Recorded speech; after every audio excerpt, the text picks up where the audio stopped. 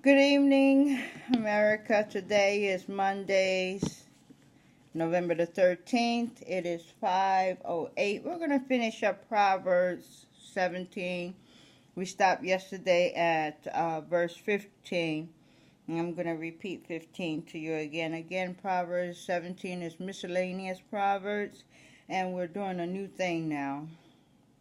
We're not just reading it and that's it. We're reading it and we're verifying it. That's what I'll call it. We're verifying what we read. Okay? So Proverbs 15 says, He that justifies the wicked and he that condemneth the just, even they both are an abomination to the Lord. So those that enact laws that allows the wicked to live their lifestyle is an abomination unto the Lord. Those who imprison people based on circumstantial evidence, even though they may not have DNA evidence, they don't have any gun residue, none of that, and they still convict the individual. The individual does 5, 10, 15 years in prison, and then later on they realize that they have the wrong person through DNA verification, and that person is released. That is an abomination unto God. And in such situations, not only should the district attorney who had their hand in this situation, the lawyer who represented the individual, and the judge that presided over the individual, all three of them should be rightfully stoned, period. Okay, so all of them are an abomination unto God. Anytime an innocent person spends 1 hour in prison, it's an abomination unto God. So imagine how God feels if they done 15 years. Okay, so we're gonna go to Proverbs 18:5 to clarify that which we just read in Proverbs 17:15, which says, He that justifies the wicked and that condemns the just, even they both are an abomination unto the Lord. Proverbs 18:5 verifies that, because it says, It is not good to accept the person of the wicked, to overthrow the righteous in judgment. It is not good, okay, to do this thing. In the same way that when Paul or Saul first became a servant unto God, he had to go through a whole lot of disbelief from those who knew Saul from his former self. Okay, the same person that God had called and told him to go to the street called Straight and place your hands over Saul's eyes, that same individual, this was in Acts 9. By the time you get to Acts 23, this same person who put his hands over Saul's eyes, wanting Saul to be killed in Acts 23. Okay? That made that individual an abomination unto the Lord. Okay, first you're doing a good thing, and then you go from doing a good thing to doing that which is evil. It's an abomination unto the Lord, whether it's in the biblical time or in our time. Okay, let's move on to 16, verse 16, which is pink for witnessing. And it says, Wherefore is there a price in the hand of a fool to get wisdom, seeing he has no heart to it? Wisdom needs a particular heart.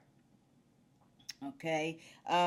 Wherefore is there a price in the hand of a fool to get wisdom, seeing he has no heart to it? Let's see if this Bible can say it a little different for us. Father? Okay.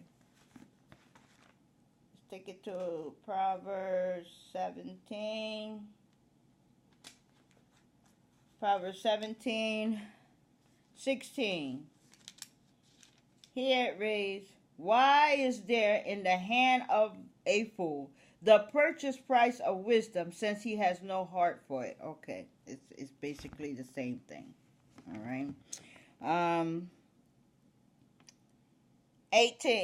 17.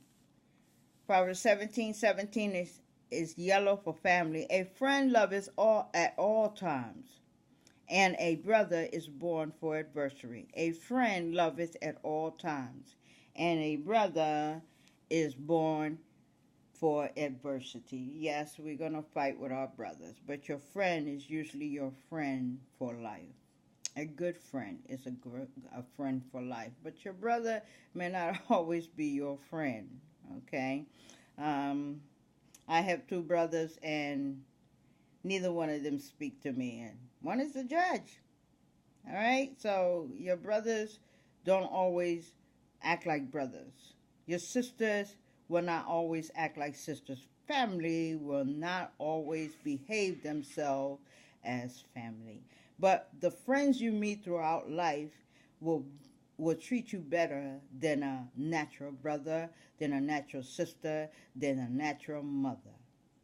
Okay, the surrogate people God puts in your life are better for you or to you than those who actually belong to you. Okay, I'm sure a lot of people can relate to that. 18,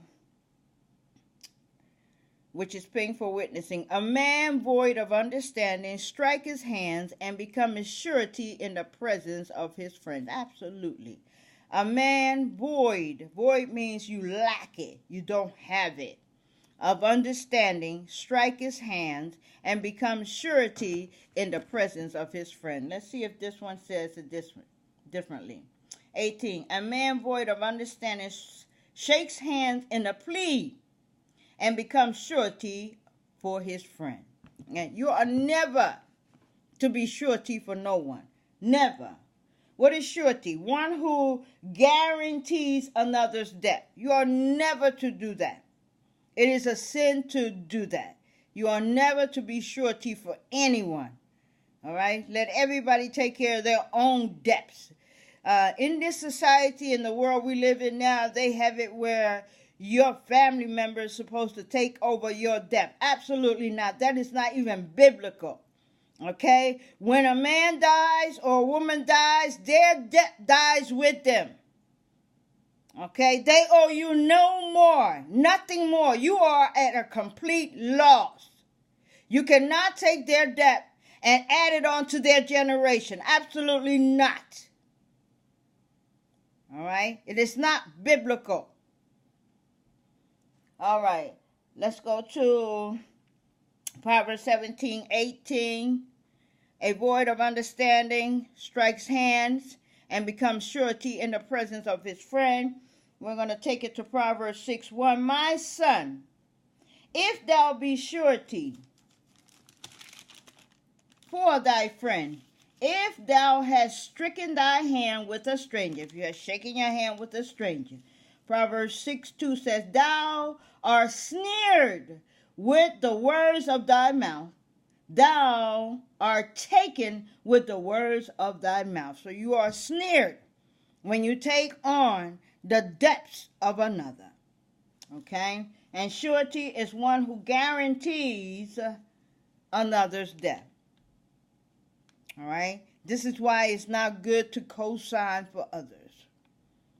That's taking on someone else's surety. It is not good to co-sign for others. It is good for them to work themselves to the point where they can obtain that which they search on their own. Instead of asking for a co-signer, it is best to do whatever you need to do to get yourself together so that you can obtain that which you want on your own. All right?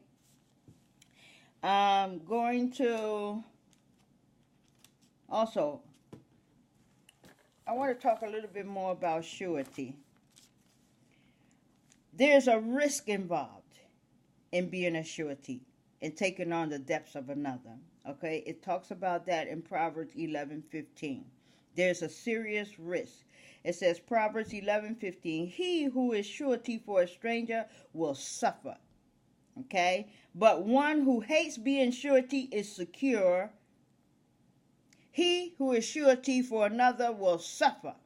But one who hates being a security for anyone is secured.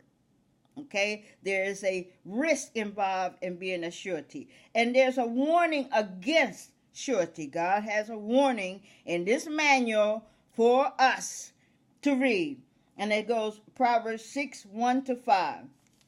Okay, sneered. You can read that for yourself. Proverbs 6:1-5. Sneered. What does that mean? To be trapped. Something by which one is entangled, trapped, deceived. To win or attain by skillful or deceptive maneuvers. Sneered. It's a noun. Okay?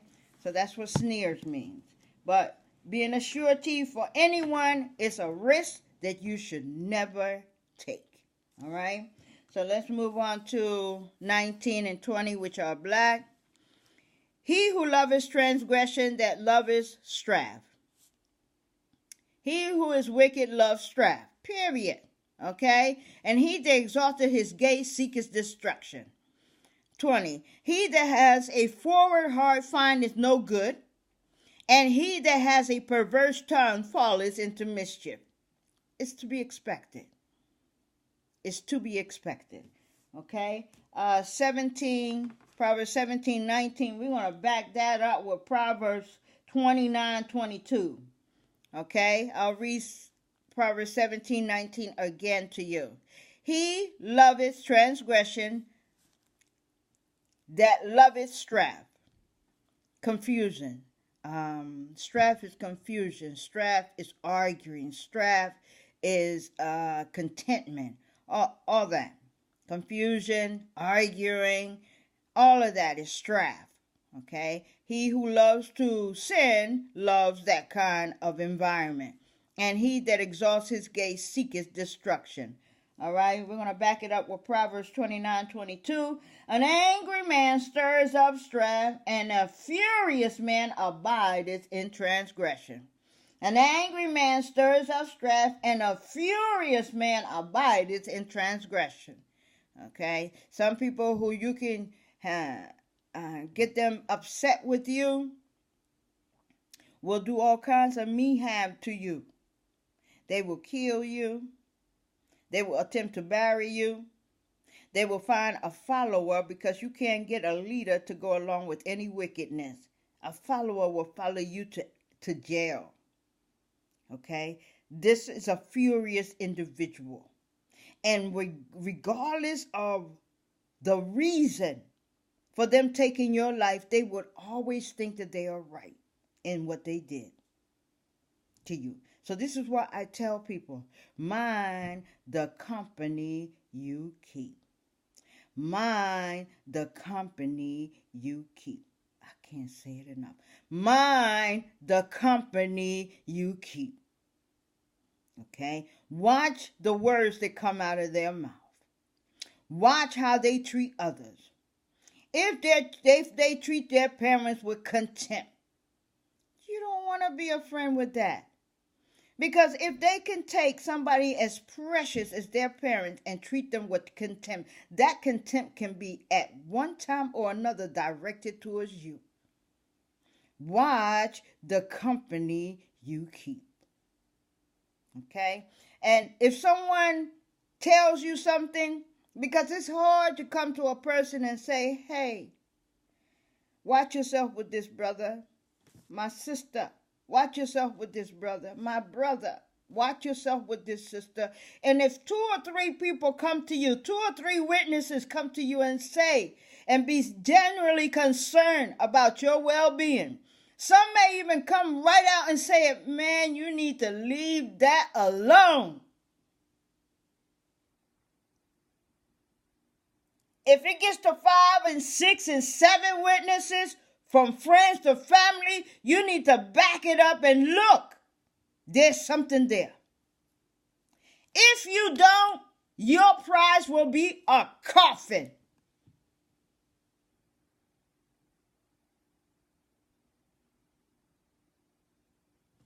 I'm done. All right. Going on to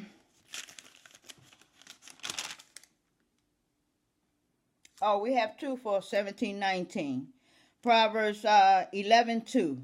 When pride cometh, then cometh shame. When pride cometh, then cometh shame. Don't let your pride get in the way of you making a life-determining decision. Don't let pride get in the way from you being a safe individual.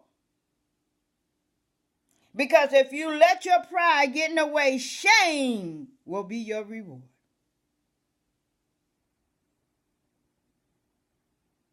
Some people are too prideful. Don't let pride get in the way of you making a decision on your life and those that you allow into your life. Don't let pride get in the way. And don't let beauty get in the way either. Because everything that looks good on the outside can be rotten to the core on the inside. All right, let's go. 21. Yellow. He that begets a fool does it to his sorrow, and the father of a fool has no joy at all. None. None. None. And you know, these fathers today and mothers today, they will defend their children till the end.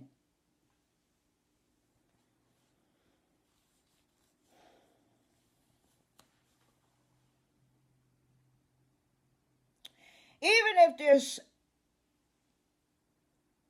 an abundant amount of evidence, even if they see the individual on a video committing the act, that's not my son. That's not my daughter. Some parents will defend these fools to the end.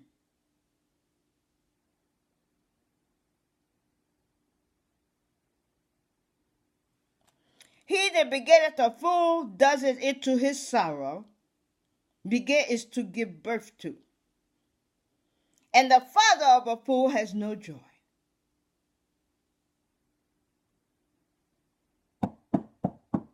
I have 2 sons. And not one of them have ever had handcuffs. I have 2 daughters. Not one of them have ever had handcuffs.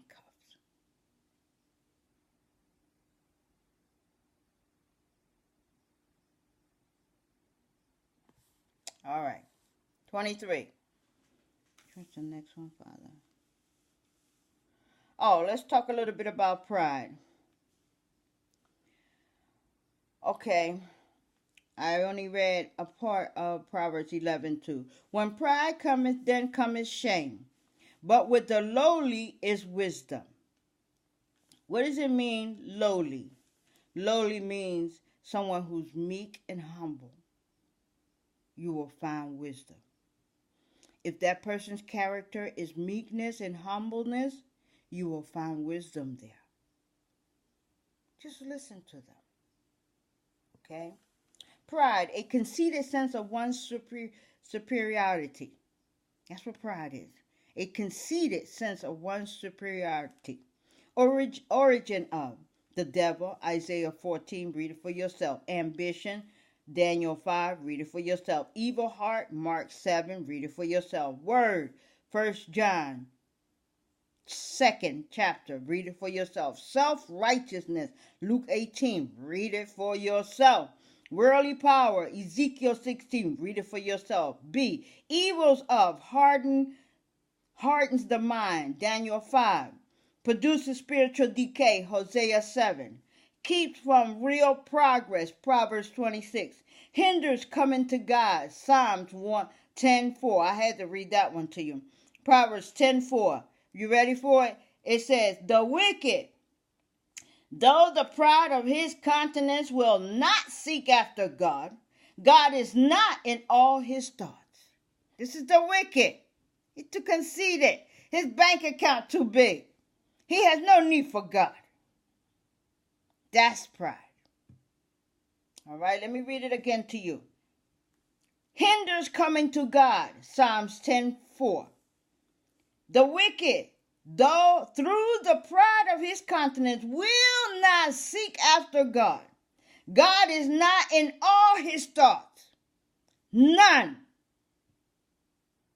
Unless he's on an airplane and it's on a nosedive, then he may say the word God.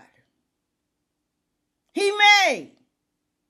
But only those who truly know the Lord God and shout his name will make that plane go from here to here.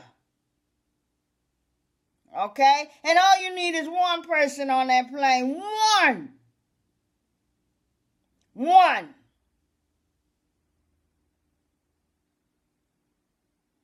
All right? Let's continue on to... Oh, yes. Psalms, I'll read Psalms 10:4 again. The wicked, through the pride of his countenance, will not seek after God, and God is not at all in his thoughts. Psalms 10:5. His ways are always grievous. The judgments are far above out of his sight. As for all his enemies, he puffs up at them. Psalms 10:6. He has said in his heart, I shall not be moved, for I shall never be an adversary. This is a fool now. This is a prideful fool. Okay?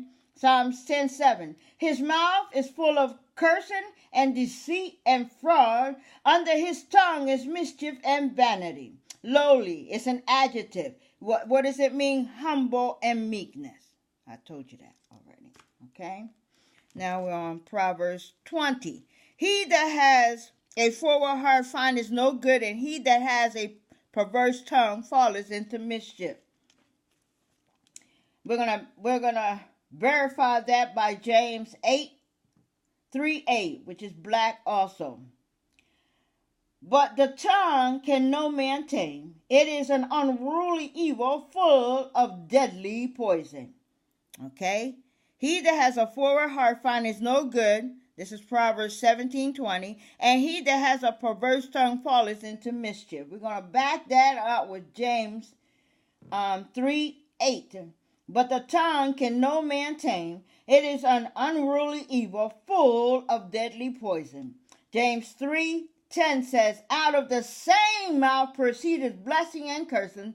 My brother, these things are not so to be. Okay? Out of the same mouth proceedeth blessing and cursings. My brother, these things are not so to be. James 3:11. Does a fountain send forth at the same time sweet water and bitter? No. Okay? No. A body of water cannot have both spring water and salt water in it. No. The answer is no. Okay, I'll read that one again. James 3:11. Does a fountain send forth at the same place sweet water and bitter? No. Okay, James 3:12. Can the fig tree, my brethren, bear olive berries? Either a vine figs? So can no fountain both yield salt water and fresh? No. Okay? A forward mouth is like a person that has a mouth of salt water.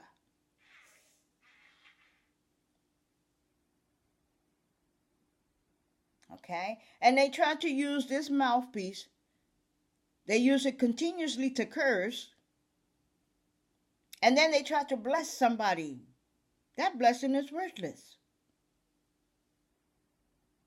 It is absolutely worth nothing. Okay? Moving on to the next one, 22. Proverbs 17:22. A man's heart does good like a medicine. A man's heart does as good like a medicine, but a broken spirit dries the bones. Yes. A man's heart does good like a medicine. Some people can counsel you, and those words that they speak to you at the right time, whatever you may be going through in life, can be medicine to your soul. Okay, medicine is not always something you pop in your mouth or you drink. Sometimes medicine can come through the form of words, comforting words. Okay, so a merry heart does its good like a medicine. All right, but a broken spirit dries up the bones. All right, 23, that is love, by the way. 23 is black again. A wicked man taketh a gift out of the bosom to pervert the ways of judgment. Absolutely. It is running rampant today. The judges today are nothing like the judges of the biblical time. They don't need spirituality, these judges. Okay? They are not the judges of the Most High God. They are the world's judges. Worthless. Okay, 24 is pink for witnessing. Wisdom is before him that has understanding. What did I tell you wisdom was? What did I say wisdom was? Wisdom is knowledge guided by understanding. What is wisdom? Knowledge guided by understanding. What is understanding? Understanding is things of the spirit. Okay? So wisdom is before him that has understanding, but the eyes of a fool are in the ends of the earth. All right? 25. Yellow for family. A foolish son is a grief to his father, and bitterness to her that bear him. A foolish son is a grief to his father, and foolishness to her that bear him. All right, we're going to back that up with Proverbs 10:1, which is pink and yellow. The pink part says, the Proverbs of Solomon. That's the pink part.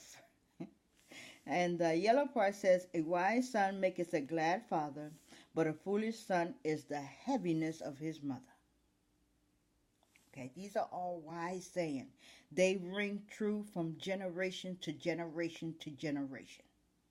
All right, 26 to 28 is all pink.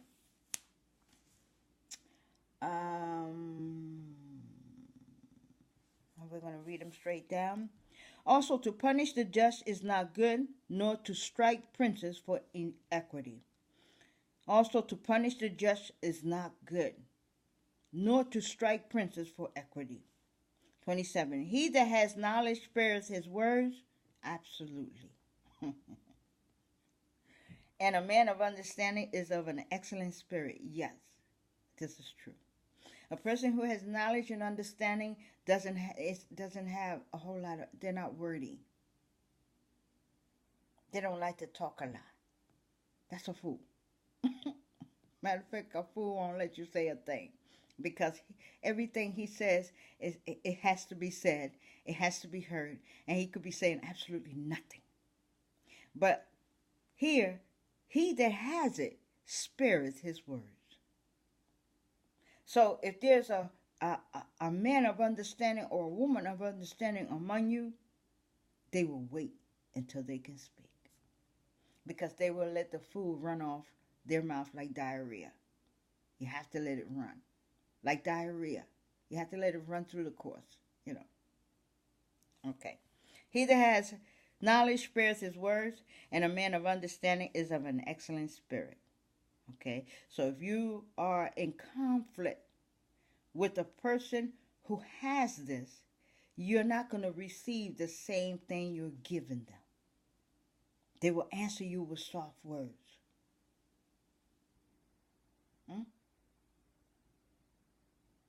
Okay, but if you're wicked and you're battling with someone who's wicked, it's gonna get ugly.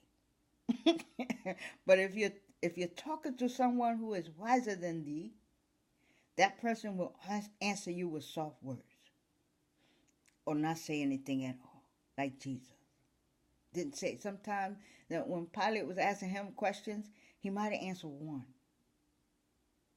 The rest of the questions, he answered none. Okay. 28, the last one. Even a fool, when he holds his peace, is counted wise. This is true. This is true. If you see a known fool hold his peace, he looks wise at that moment. This is very true. If you see a known fool hold his peace, he is wise at that very moment. Okay? Even a fool, when he holds his peace, is counted wise. And he that shutteth his lip is esteemed a man of understanding. Not everything that comes up in this here needs to come up out of here. Not everything that comes up in here needs to come out of here. Okay? That is all for today. I hope that by us verifying these wise sayings with additional wise saying, it gives you a better understanding of that which is being read to you. As always, I encourage you to put on the armor of God. How do you do that? You pick up the Bible and you begin to read it. And let me tell you something, America. Once you begin to read it, even if you read it slowly, you don't have to read the entire chapter. You can read a verse. And a verse here, a verse tomorrow, a verse the next day. Next day you will find yourself reading 2. Then you'll find yourself reading 5. Then you'll find yourself reading 6 verses. Then you'll find yourself reading a whole chapter. Then you'll find yourself that you can't go to bed without opening up the book of God and putting your face in it and taking it in whatever he has for you. You will find that you can't live without it. That's how it happens. Okay? And as always, may the peace of God be upon thee. May the protection of God surround you. And may the will of God for your life come from thee. Until the next time, my name is Brenda Guerrero. Thank you very much for listening.